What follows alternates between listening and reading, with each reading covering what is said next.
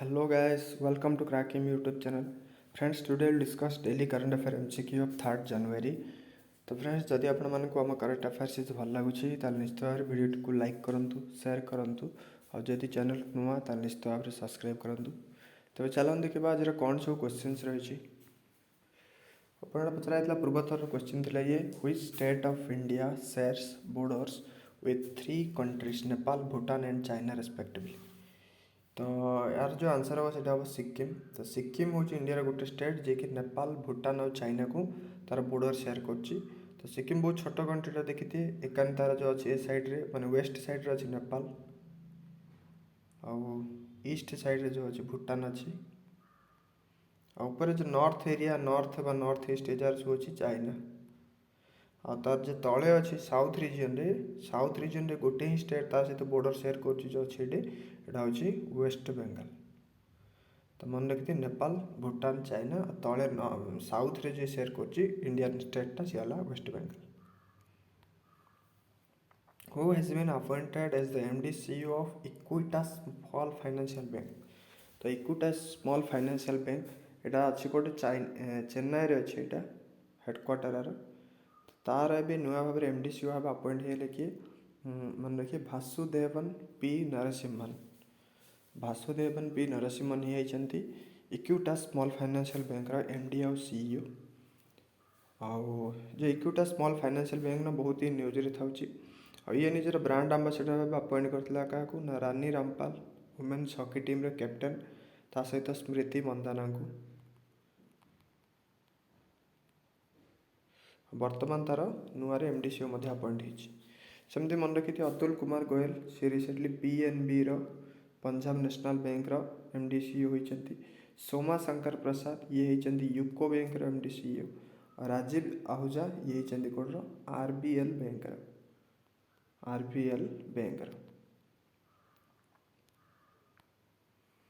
In which city Indian army has established quantum lab. गोटे quantum lab गोटे भी Indian army establish कर जोटा कि मुख्यतः क्वांटम टेक्नोलोजी माने डेवलप कर ये टेक्नोलोजी द्वारा कौन हो ना इंडियन आर्मी जो कम्युनिकेशन था जो मेसेज जावास कौन भी माने सब माने विभिन्न एरिया को जो आर्मी मैंने ऑपरेशन में जाऊँच तो जो मेसेज जाक आहरी केमती माने भल भाव पहुँची पार एडवांस टेक्नोलोजी रे तो सेटा क्वांटम टेक्नोलोजी व्यवहार करके कराब से गोटे लैब टी क्वांटम लैब तैयारी कराई कोठे मन रखिए इंदौर रे। तो military college of telecommunication engineering जोटा अच्छी मिलिटारी हेडक्वार्टर इंदौर एमपी रे अच्छी। तो सही यहाँ को गोटे क्वांटम लैब को एस्टाब्लिश कर इंडियन आर्मी और इंडियन आर्मी रो जो चीफ अच्छा एमएम नरवाणे सी ये कौन ना chief of defence chief of defence COD sorry CDS chief of defence staff CDS. Next हूँ which country has launched its first in the series of project 2220 versatile nuclear powered ice breaker known as Sibir. तो शिविर नामक गोटे recently कहे गोटे ship launch हो मुख्यतः यहाँ मो भर्साटाइल ये कारण ये मुख्यतः आइस ब्रेकर तैयारी कराई जो आर्कटिक रीजन अच्छे आटलांटिक रीजन मुख्यतः जोटा कि समुद्र प्राय समय आइस हो रोचे तो ये शिप्र माने एमती तैयारी कराई से आइस टाक भांगिक ये मैंने वर्ष तमाम ता देकर ट्राभेल करेंगे मैंने से ता देकर जावासिया हो पार सहित ये न्यूक्लियर कैपेबल तेणु ये भर्साटाइल आउ ए प्रकार फास्ट गोटे शिफ्ट लॉन्च कर मन रखिए रुषिया यहाँ तैयारी कर शिविर नामक जहाज। रुषियार प्रेसिडेंट जानते व्लादिमिर पुतिन करेन्सी हूँ रूबल कैपिटल हूँ मस्को।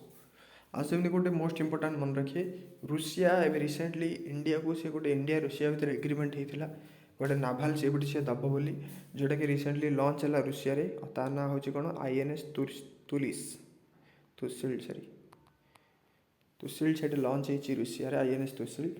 तो सेटा मन रखी थी जोटा भी सी इंडिया को दब।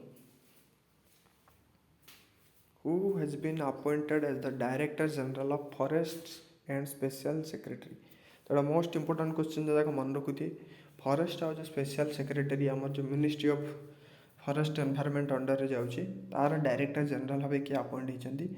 तो मन रखिए आंकर ना हूँ चंद्र प्रकाश गोयल चंद्र प्रकाश गोयल ये डायरेक्टर जनरल होती फॉरेस्ट स्पेशल सेक्रेटरी आमर जो फॉरेस्ट एनवायरनमेंट जो यहाँ क्या अंडर जाऊँगी फॉरेस्ट एनवायरनमेंट मिनिस्ट्री अंडर रे जार मिनिस्टर किए अच्छा बर्तमान भूपेंद्र यादव। भूपेंद्र यादव जो अच्छा फॉरेस्ट एनवायरनमेंट मिनिस्टर ता सहित लेबर एम्प्लॉयमेंट मिनिस्ट्री पाखे ये अच्छी आउ सेमती मन रखिए विक्रम मिश्री एटा बहुत इंपोर्टेंट रहा रिसेंटली लॉन्च कराई कौन अपॉइंट कराई डेप्यूटी NSA भाव नेशनल सिक्योरिटी जो एडवाइजर अच्छी तार डेप्यूटी भाव अपॉइंट कराई विक्रम मिश्री को। अभी मीरा महांती यहाँ इंपोर्टेंट रहा जॉइंट सेक्रेटरी भाव अपॉइंट कराई। जॉइंट सेक्रेटरी क्या रही ना प्राइम मिनिस्टर ऑफिस रे जॉइंट सेक्रेटरी भाव रिसेंटली किसी दिन तले अपॉइंट कराई। आ रितेश चौहान से मन रखिए यहाँ को डेफिनेटली कौन ना कौन से एग्जाम पचारे यहाँ रितेश चौहान होते PM फसल बीमा योजना। PM फसल बीमा जो योजना अच्छी तो ताइरे CEO भाव अपॉइंट कराई रितेश चौहान को। Who chair the market data advisor committee constituted by SEBI.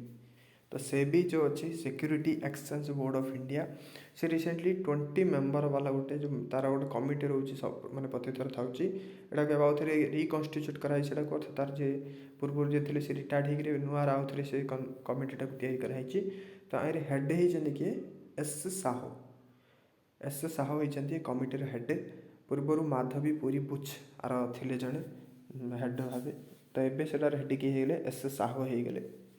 आ सेबी अच्छी आम मुंबई तार चेयरमैन अच्छा अजय त्यागी आ सहित रिसेंटली मन रखिए 4 मेंबर विशिष्ट गोटे कमिटी गठन करता सेबी कारण सेबी जी भी सब जो इंडस्ट्री जार जी सब जो अच्छी माने केस जो जी रोचे से तार सल्व न हो सेटलमेंट करने से गोटे 4 मेंबर विशिष्ट गोटे कमिटी गठन बसला जहाँ कि हेड किए थे विजय सी Daga. Recently, Corbevax got DCGI approval for use in India. It is developed by which country?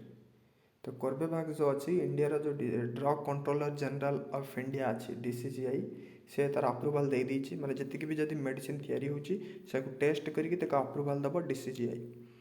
तो drug controller general of India Corbevax जो वैक्सीन अच्छी से एमरजेंसी यूज करने इंडिया रे अप्रूवाल दे दी। तो यहाँ कौ कंट्री मुख्यतः तैयारी कर मन रखिए यहाँ हूँ यूएस रे कंपनी और इंडिया गोटे कंपनी मिसिक तैयारी कर हैदराबाद गोटे कंपनी अच्छी बायोलॉजिकल आउ बेलर कॉलेज ऑफ मेडिसिन जोड़ा ह्यूस्टन USA रे सहित अमेरिका गोटे कंपनी अच्छी डायनावैक्स ए मिसिकी एटा को डेभलप कर कोर्बेवैक्स वैक्सीन टाक आउ इंडिया रे जोड़ा अच्छे हैदराबाद रे बायोलॉजिकल अच्छी आई माने मिसिकी डेभलप कर कोर्बेवैक्स टाक आउ गोटे से रिसेंटली होती जाना हो कोकोवैक्स। तो यहाँ किए डेभलप कर serum institute of India. Serum institute of India जो अच्छी जी कि रिसेंटली आमर जो कोविशील्ड जी तैयारी करथिला तो सी ही से सीरम इंस्टीट्यूट ऑफ इंडिया ही कोकोवैक्स नामक आउ गोटे डेभलप कर वैक्सीन रिसेंटली यहाँ अप्रूवाल मिलता इंडिया रे यूज पे। Which country won under-19 Asia cup 2021?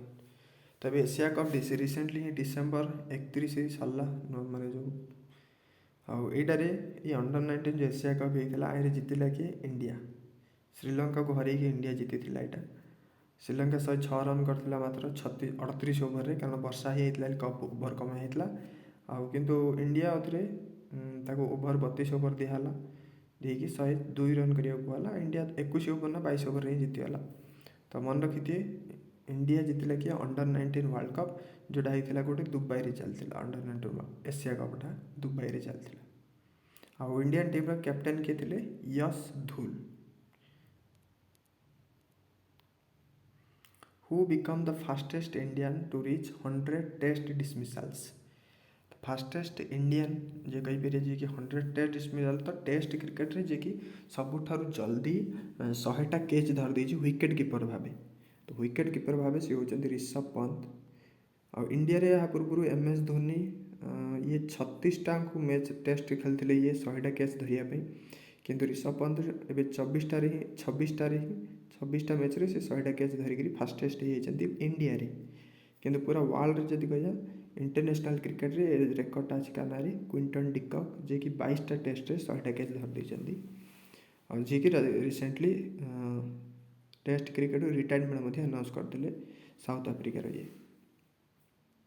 ଆଉ ରିଷଭ ପନ୍ଥର ଆଉ ଗୋଟେ ମନେ ରଖିଥିବେ, ଯେଉଁ ଆମର ICC player of the month award ମିଳୁଛି ତାହିଁରେ ମଧ୍ୟ ଜାନୁଆରୀରୁ ଆରମ୍ଭ ହୋଇଛି, 2021 ଜାନୁଆରୀ ଆରମ୍ଭ ହେଲା। ଆଉ ଫାଷ୍ଟ ଯେଉଁ ଜାନୁଆରୀରେ ହିଁ କାହାକୁ ମିଳିଥିଲା, ରିଷଭ ପନ୍ଥକୁ ହିଁ ମିଳିଥିଲା। Which state has approved a policy to export rejected iron ore? ତ ରିଜେକ୍ଟେଡ୍ ଆଇରନ୍ ଓର୍ ଅର୍ଥ ଯେଉଁଠିକି ଆଇରନ୍ ଖଣି ଅଛି, ସବୁ ଲୁହା ଖଣି, ତ ଲୁହା ଖଣିରେ ଯେତିକି ବି ଲୁହା ସେଇଠୁ ବାହାରିକି ଏକ୍ସପୋର୍ଟ ହେଉଛି, ତାପରେ ସବୁ ଛୋଟ ବଡ଼ ଲୁହା ଖଣ୍ଡି ଏକାନି ସେକାନି ପଡ଼ିକିରି ମାନେ ବହୁତ ଗୁଡ଼ିଏ ସେଇଟା ପୁରା ଖଣି ସାରା କେତିକି ଯାଇ ଇଆଡ଼େ ସିଆଡ଼େ ପଡ଼ିକିରି ସବୁ ୱେଷ୍ଟ ଆକାରରେ ପଡ଼ି ରହିଛି, ଯେଉଁଟାକି ବହୁତ ଲୋ କ୍ୱାଲିଟିର।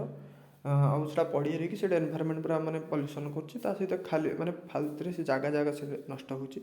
ତ ସେଇଥିପାଇଁ ସେ ଲୋ କ୍ୱାଲିଟି ହେଲେ ମଧ୍ୟ ତାର ସେତେ ମାନେ ଫାଇନାନ୍ସିଆଲ୍ ବେନିଫିଟ୍ ନହେଲେ ମଧ୍ୟ ସେ ଯାକୁ ବାହାରକୁ ମାନେ କମ୍ ତାରେ ତାକୁ ଏକ୍ସପୋର୍ଟ କରାହେଇଛି ବୋଲି ଆଇରନ୍ ଓର୍ ଯାକୁ ରିସେଣ୍ଟଲି ଗୋଟେ ଷ୍ଟେଟ୍ଟା ପଲିସି ଆଣିଛି। ଆଉ ସେ ଷ୍ଟେଟ୍ ହେଉଛି ଗୋଟେ ଗୋଆ ଷ୍ଟେଟ୍ର ଗଭର୍ଣ୍ଣମେଣ୍ଟ ଅଛନ୍ତି ଯେ CM ପ୍ରମୋଦ ସାୱନ୍ତ, ସିଏ ରିସେଣ୍ଟଲି କହିଥିଲେ ଯେ ଯେତିକି ବି ଆଇରନ୍ ଓର୍ ସବୁ ପଡ଼ିଛି ତ ସେ ଯାକୁ ଲୋ କ୍ୱାଲିଟିର ହେଲେ ମଧ୍ୟ ସେ ଯାକୁ ବାହାରକୁ ଏକ୍ସପୋର୍ଟ କରାହେଇଛି। ସେଥିପାଇଁ ଗୋଟେ ପଲିସି ଅଣାହେଇଥିଲା, କାରଣ ସୁପ୍ରିମକୋର୍ଟ ଆମର କିଛି ବର୍ଷ ତଳେ ଏଟାକୁ ମାନେ ଗୋଆରେ ଖଣି ମାଇନିଂ ଚାଲିପାରିବନି, ଡିଫରେଣ୍ଟ ସବୁ ସ୍କାମ୍ କ'ଣ ଦେଉଛି କହିକିରି ଏଇଟା ବନ୍ଦ କରିଦେଇଥିଲା।